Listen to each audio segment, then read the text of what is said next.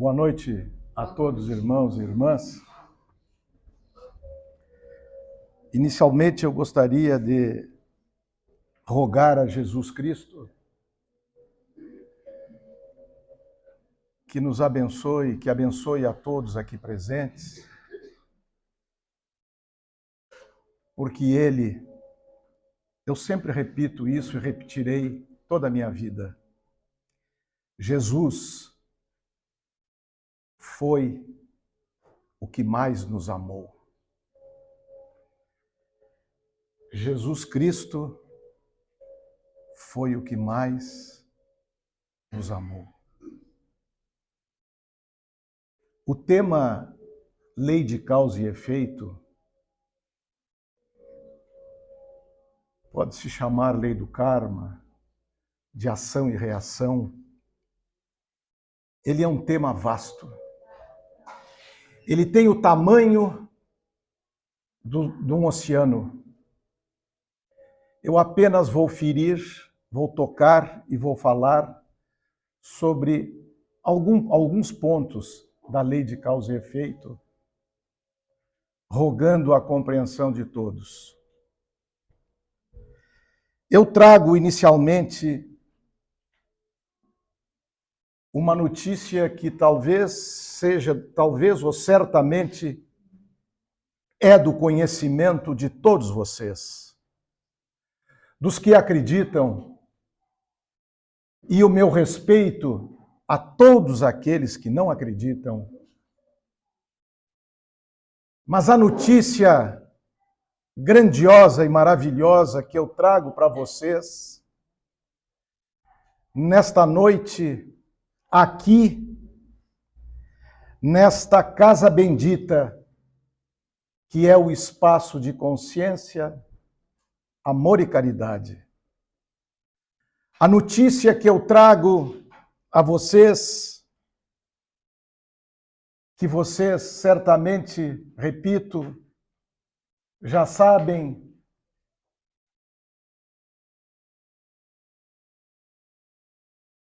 ela é a seguinte: viveremos para sempre. Viveremos para sempre.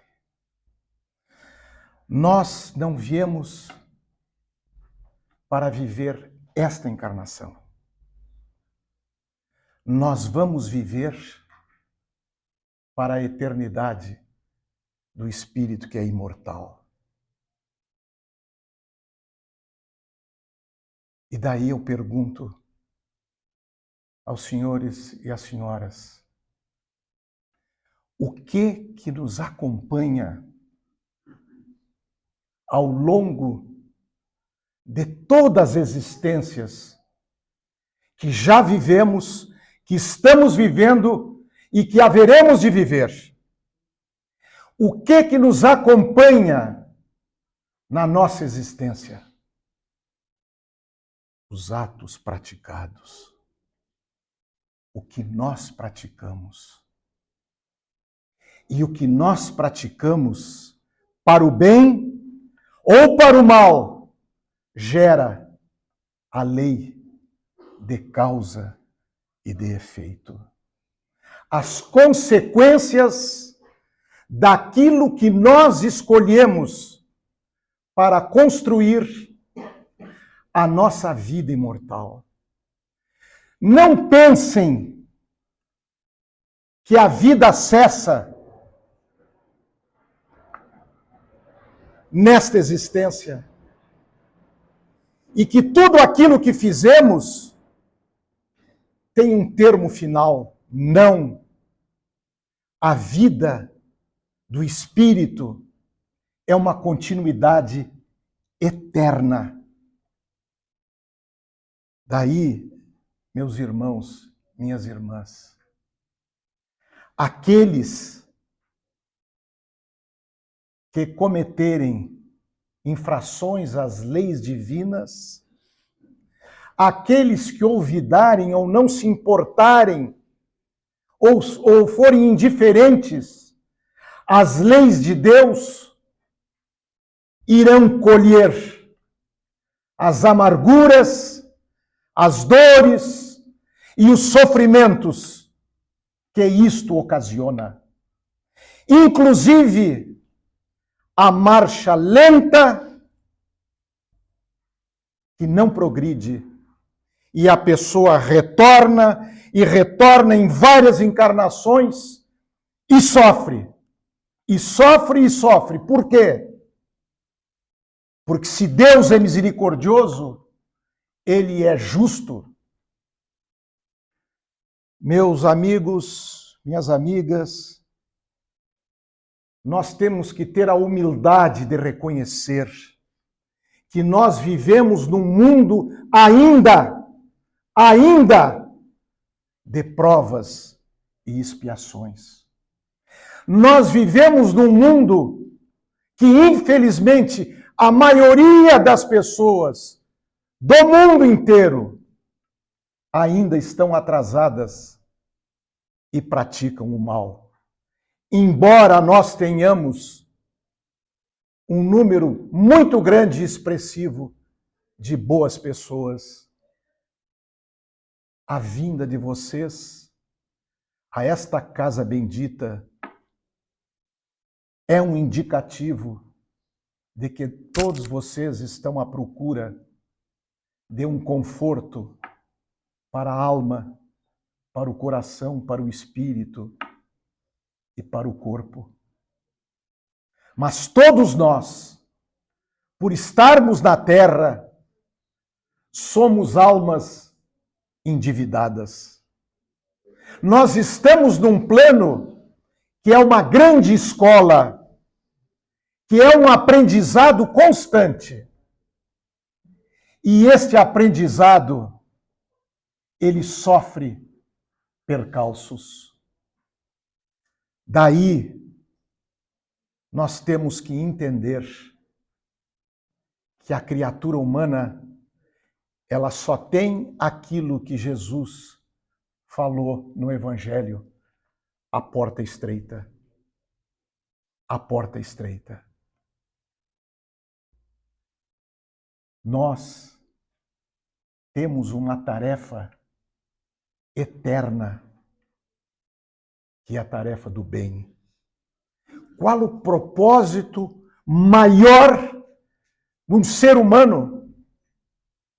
Nós não estamos aqui apenas para estudar, para trabalhar, para constituir uma família, para honrar nossos compromissos, para passear, para viajar, para gozar as delícias desta terra, desse planeta. Nós estamos aqui para tudo isso, mas fundamentalmente nós estamos na terra para algo muito maior. A vida não é os 50, 60, 70, 80, 90 ou 100 anos. A vida não é apenas isso. O tempo do corpo é o tempo da matéria, matéria que se deteriora com o passar do tempo. Basta nós olharmos o vigor da juventude de uma criança, de um jovem, de um adulto, de uma pessoa idosa, em que a vida, pouco a pouco, a vida do corpo, ela vai se encaminhando para o fim. E a vida do espírito, ela continua. Qual a maneira de, ao longo das encarnações, ao longo das existências, nós prepararmos o caminho para os mundos felizes? Nós não ficaremos eternamente aqui na Terra, mas enquanto tivermos débitos, enquanto tivermos vida, em que falhamos, em que cometemos erros, nós retornaremos. A contabilidade divina, ela tem crédito e ela tem débito. A justiça divina, ela olha por inteiro. Não confundam com a justiça humana, porque a justiça humana tem erros, e erros terríveis. A justiça de Deus, ela não falha. E Ele sempre será misericordioso, mas justo. O nosso presidente falava com extrema correção, agora há pouco. Deus não pune e não premia ninguém. É nós. É nós com os nossos gestos. É nós com as nossas atitudes que vamos superando as nossas imperfeições. A maior vitória que alguém pode ter, que as senhoras e os senhores podem ter na vida, a maior vitória, não se esqueçam, é vencer o homem ou a mulher que fomos ontem. A grande batalha da vida é superar os nossos equívocos, os nossos erros. Esta é a batalha indormida que nós não podemos deixar de vencer. Os 7 pecados capitais, eles apresentam a face obscura, as sombras dos principais erros, falhas da criatura humana. Mas eu gostaria de enfatizar não os pecados capitais das religiões cristãs. Eu gostaria de colocar o contraponto a esses 7 pecados capitais. Porque muito se fala, os 7 pecados capitais são estes, estes e estes. Mas qual o contraponto, qual o remédio, qual o antídoto para os pecados capitais, os principais, que todos nós, ao longo desta vida, ou de encarnações passadas, e talvez de encarnações futuras, se não aprendermos a lição. A dor que acompanha a alma, o corpo de cada um de nós, é porque a lição não foi aprendida. A dor só cessa quando a lição é aprendida. Quando nós aprendemos a lição com os nossos erros, a dor é atenuada. E até que nos conscientizemos disso, a dor persiste e ela nos abala de todas as maneiras. Os 7 pecados capitais, o contraponto deles, a luxúria, é viver com simplicidade. Esta é uma grande qualidade humana, ser uma pessoa simples. Ser uma pessoa que não exige prazeres exacerbados, exagerados. Cultivem a simplicidade, porque a simplicidade nos foi ensinada pelo modesto carpinteiro que veio nos ensinar a lei do amor. A avareza que eu considero um grande equívoco da criatura humana, a pessoa egoísta, avara, ela tem que ser substituída em nossas vidas pela generosidade. Quantas vezes, no dia a dia das nossas vidas, numa fila de um banco, num atravessar uma rua, num restaurante, em qualquer local. Nós queremos sempre estar na frente e tirar uma vantagem. Deixe a vida correr, sejam generosos. Tudo que nós temos, não levaremos nada. Tudo nos é emprestado. Eu hoje estava lendo uma notícia. Eu fiquei estarrecido com a fortuna incalculável. O grande jogador brasileiro de futebol, Neymar, que estava jogando na Europa, aceitou um contrato, é um trabalhador, ele aceitou um contrato de 2 anos para receber um valor elevadíssimo. Ele foi contratado, teve alguém que quis contratá-lo, não há nada errado. Mas quem o contrata é um homem que tem a maior fortuna do mundo. Este homem, ele tem uma riqueza incalculável. Ele é um redivivo rei Creso. A pergunta que nós temos que fazer é uma só.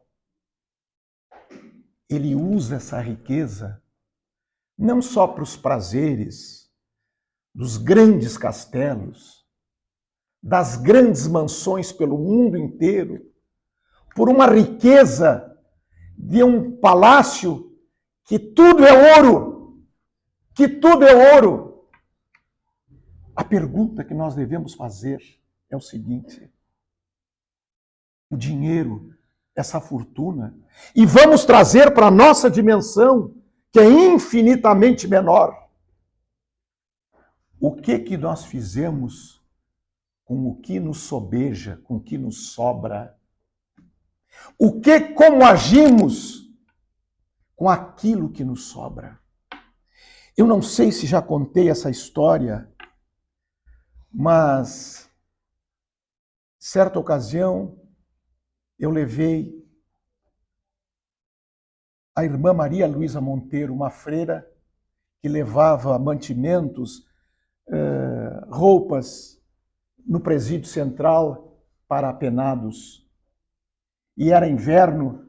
A irmã Maria Luísa Monteiro, uma senhora de baixa estatura, ela trabalhou em Turim, na Itália, na Piccola Casa de São Giuseppe de Cotolengo, onde crianças e pessoas que nasceram com aleijões, paralisias cerebrais, ela trabalhou 9 anos lá. Essa história ela me contou. E levei num dia de inverno para ela almoçar com minha mãe e comigo. A minha mãe completava, naquela ocasião, 85 anos. Isso foi há 15 anos atrás. Hoje, a minha querida e abençoada mãe recém completou 100 anos. E que Deus a mantenha por mais um longo tempo entre nós. E a irmã Maria Luísa Monteiro nos deu para mim e para minha mãe o maior exemplo de generosidade, que é o contrário da avareza e serve para que todos vocês reflitam. Não chego ao ponto de vocês atingirem o grau que atingiu a irmã Maria Luísa Monteiro, esta santa criatura, já falecida há mais de 12 anos. A minha mãe, vendo que ela estava com um casaquinho não muito bom para um dia frio, um casaco leve, ela deu para a irmã Maria Luísa Monteiro, presenteou um casaco grosso de lã. Um casaco, enfim. E a irmã Maria Luísa disse assim: ah, que bom, agora eu já sei o que vou fazer com esse casaco. E eu perguntei: irmã, por que a senhora não fica com os dois? O que a senhora recebeu agora de presente e esse seu casaco? E ela olhou para mim e disse assim: ah, meu filho, não há necessidade. Eu digo: como, irmã? A senhora só tem 2 casacos que a senhora falou? Ela disse assim: sim, mas eu tenho um corpo apenas. Eu não vou usar os 2 casacos. Eu só tenho um corpo. Será que nós vamos nos aproximar, não ser iguais, da generosidade desta criatura de Deus que passou aqui na terra e que eu tive a grande honra de conhecer, aquela humilde e simples freira que peregrinava pelos bairros, levando o viático, a hóstia consagrada para doentes e necessitados. Este é um exemplo do contrário da avareza, que eu jamais me esquecerei. Como é que se combate a preguiça? Com a força de vontade. Nós temos que ter força de vontade para viver. A vida não pode ser, como dizem os italianos, um dolce far niente, um doce fazer nada. A vida, nós temos que ter força de vontade para nós, para a nossa família e servir aos outros. E isso só se faz com força de vontade. Um dos outros pecados capitais que volta e meia nós incidimos é a gula. É a gula. Nós temos que ter temperança. Nós temos que ter a temperança, o meio termo. Saber que se come para se viver, para ter uma boa saúde, para sobreviver. E não para se empanturrar e adoecer. A inveja. Esse é um dos grandes males humanos e que a lei de causa e efeito cobra um preço elevadíssimo. Como combater a inveja? Sendo fraternos. A fraternidade. Se alguém obteve um sucesso de uma forma lícita, legal, pela sua competência, pelo seu esforço, pelo seu trabalho, se essa pessoa tem um sucesso, Deus o abençoe e cada vez lhe dê mais. Nós temos que olhar para nós, ter paciência, ter paciência. Quando se roga e se pede a Deus, a Jesus, que nos ajude, que nos dê ânimo nos momentos difíceis, a pergunta que nós devemos fazer é o seguinte: o que eu faço para ajudar Jesus e a Deus? E a minha parte, eu faço? Um dos grandes males atualmente, um dos grandes problemas do ser humano é a ira. A ira, a raiva, a todo momento nos acomete. E eu, com respeito, com profundo respeito a todos vocês, todos aqui um dia ficamos irados. Todos nós aqui um dia ficamos e agimos com ira, com raiva e alguns até com ódio.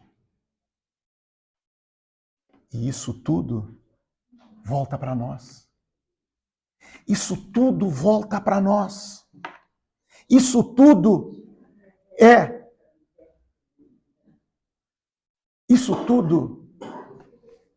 uma bactéria. É uma bactéria que vai nos adoecer. A ira só nos conduz a uma situação: a deterioração das nossas defesas orgânicas. Está provado pela medicina dos homens. Vou dar um exemplo. O vírus do herpes. O vírus do herpes.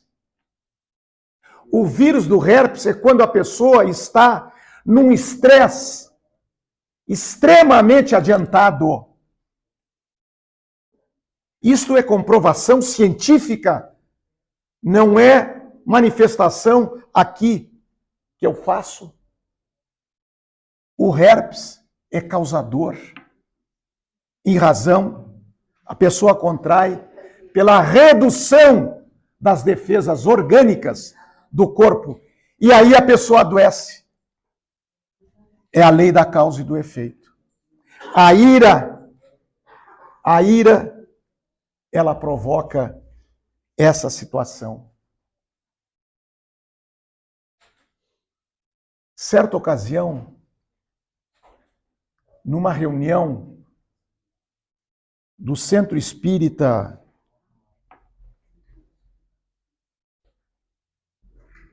em que Chico Xavier psicografava, um espírito surge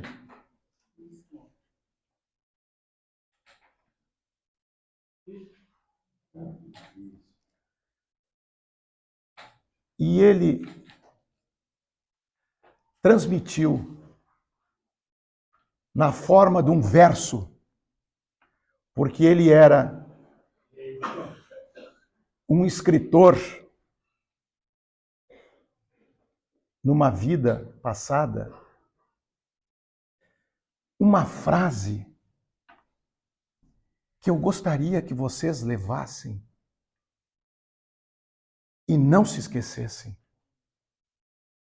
Jamais. Porque nós cometemos tantos erros, tantos equívocos, e escondemos muitas coisas. Nós procuramos apagar da nossa memória, mas isso não apaga. E no mundo espiritual, isso fica registrado, porque a lei de Deus está num local que jamais pode ser apagado ou escondido: a nossa consciência. A nossa consciência. Uma das maiores punições que uma pessoa pode carregar ao longo da sua vida é a consciência que lhe pesa e que lhe acusa. E enquanto nós não nos livrarmos da maldade cometida, do erro com o próximo, do ferimento a um familiar, nós vamos, pela lei do retorno, receber a devolução daquilo, porque não fica impune. Assim como o bem que se pratica Assim como o ato nobre, assim como a caridade material é a caridade moral, que nós praticarmos a vida, o mundo espiritual, Deus, Jesus, aquele que jamais nos abandona. Quando a gente menos espera, a gente recebe o retorno. Eu tenho certeza que na vida de todos vocês aqui presentes, vocês já receberam muitas coisas boas. Foi simplesmente o reflexo do que vocês fizeram de bem. O bem que se pratica, de certa forma, apaga o mal que se fez. Esse espírito que eu me referi, ele disse assim: depois da morte, que vi os meus conflitos sem fim. Ó Deus, dai-me outro corpo, quero esconder-me de mim. Veja bem, depois da morte, o espírito viu, porque ele recupera a consciência ao se acordar no mundo espiritual, da região que ele foi, e ele recupera todas as suas vidas, tudo que ele praticou. E esse espírito viu os conflitos que foram a sua vida. E ele pede um corpo, um outro corpo, para se esconder dele mesmo. Só que o outro corpo é apenas um instrumento para nós vivermos aqui no plano da Terra. Ele tinha, e o grande apóstolo Chico Xavier consolou esse espírito, dizendo: meu filho, identificastes os teus erros, os teus conflitos. Receberás um dia um outro corpo para poder seguir o teu périplo, a sua caminhada na terra.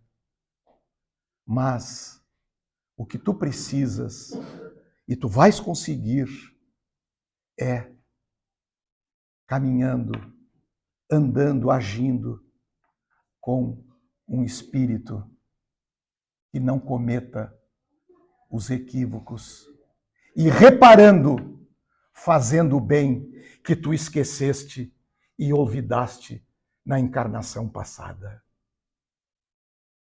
Quando nós desencarnarmos, todos nós aqui, demore o tempo que demorar, daqui a 100 anos, nenhum de nós estará aqui na Terra daqui a 100 anos. Nenhum de nós. Talvez as crianças que estão aqui ultrapassem 100 anos, mas a grande maioria aqui não estará aqui daqui a 100 anos. Aí eu pergunto,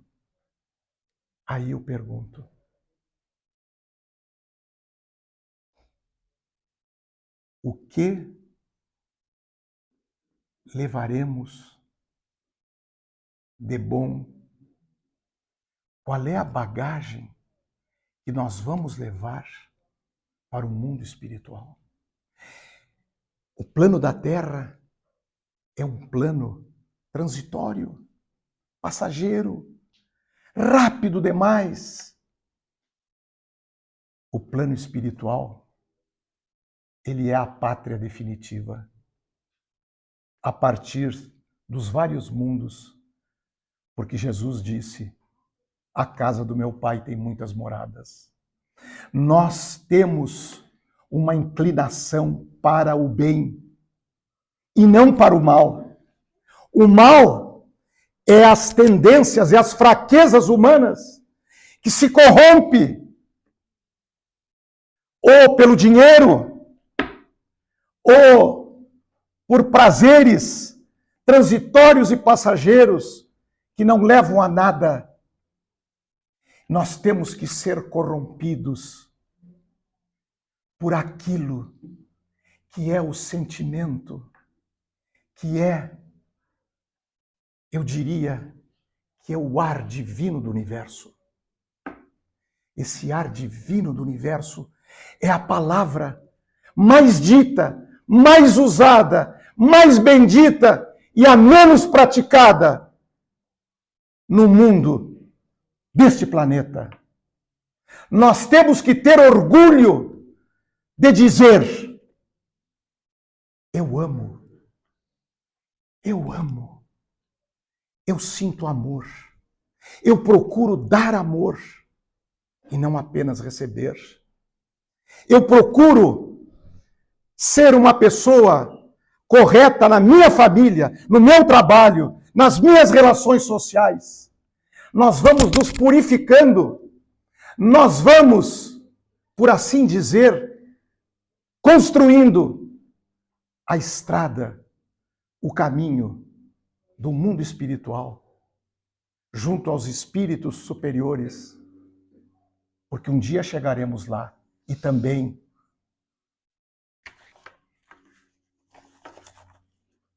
próximos daquele que mais nos amou.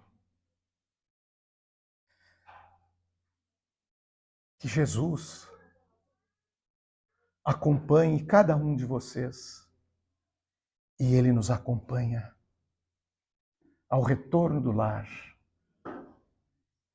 E eu rogo e eu suplico a reflexão de vocês. O caminho do bem é o único caminho que vai nos levar para uma eternidade feliz.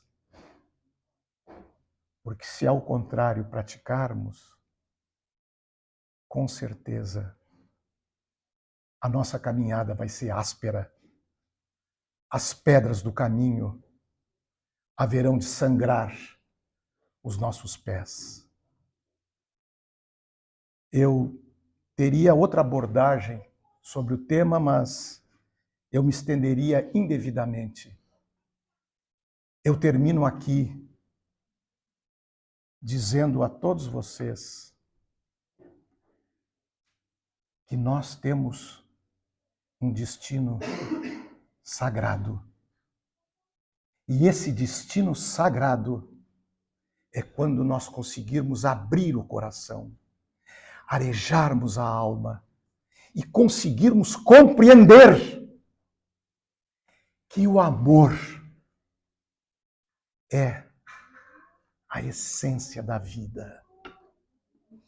E quem não ama jamais conseguirá ser feliz.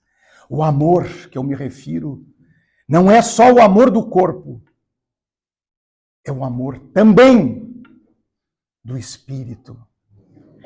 Porque esse amor nos traz algo que é o melhor de tudo para viver. A paz. A paz. Muito obrigado.